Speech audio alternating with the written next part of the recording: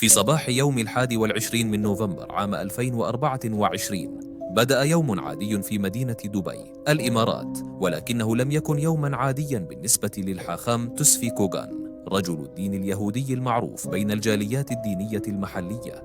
تسفي الذي كان يحمل الجنسية الإسرائيلية والمولدوفية عاش في الإمارات لسنوات عدة، حيث كان يدير متجرا للمنتجات الكوشر ويشغل دورا مهما في حركة تشاباد هاسيدك، وكان معروفا بتواضعه واهتمامه بالمجتمع المحلي. ذلك الصباح لم يحضر تسفي إلى متجره كما هو معتاد. بدأ زملاؤه يشعرون بالقلق بعد أن لم يستجب لمكالماتهم. لم يكن هذا التأخر مألوفا، فقد كان الحاخام دقيقا في مواعيده وروتيني اليومي واضح. بعد ساعات قليلة من القلق تلقت عائلته أخبارا مقلقة، فقد كان آخر ظهور له في منطقة دبي المركزية ولا أحد يعرف مكانه الآن. بدأت الشرطة الإماراتية بالتحرك فورا. فرق التحقيق اكتشفت سيارة الحاخام مهجورة في منطقة العين بأبو ظبي، وهي منطقة بعيدة عن مكان عمله بالقرب من حدود سلطنة عمان. الهاتف المحمول الخاص به كان مهجورا أيضا. كل هذه العلامات أعطت المحققين مؤشرات خطيرة. لم يكن الأمر مجرد اختفاء عابر، بل كان هناك شيء أكثر قتامة وراء ذلك. كانت هذه اللحظة بداية تحقيق جنائي واسع النطاق، حيث تم استدعاء خبراء الأدلة الجنائية وفحص كاميرات المراقبة في دبي وأبو ظبي، وتحليل كل حركة مشبوهة في الأماكن التي شوهد فيها الحاخام آخر مرة. بعد 3 أيام من البحث المكثف، في 24 من نوفمبر عام 2024 تم العثور على جثة الحاخام تسفي كوغان. الجثة كانت تحمل علامات عنف واضحة، بما يشير إلى أنها لم تكن حادثا عرضيا.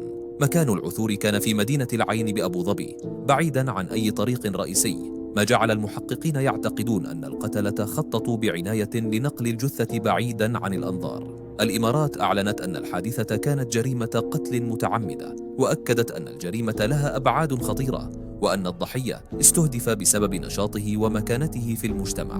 بدأت فرق التحقيق العمل بسرعة، فحصوا الأدلة في مكان الحادث وتحليل مكالماته الأخيرة وكاميرات المراقبة، وكذلك مراجعة الأشخاص المقربين منه. سرعان ما اكتشف المحققون أن الجريمة نفذها أجانب من أوزبكستان، اللذين فروا من الإمارات فور ارتكابهم الجريمة. بفضل التعاون مع السلطات التركية تم القبض على 3 من المشتبه بهم في تركيا وترحيلهم إلى الإمارات لمواجهة العدالة. هؤلاء هم أوليمباي توخيروفيتش 29 سنة، محمود جون عبد الرحيم 29 سنة، وعزيز بيك كاميلوفيتش 34 سنة. كان هناك متهم رابع تورط في الجريمة، ولم يتم الكشف عن جنسيته علنا. التحقيقات أوضحت أن الجريمة لم تكن عشوائية، بل كانت مخططة بدقة ولها دوافع مالية وسياسية ودينية.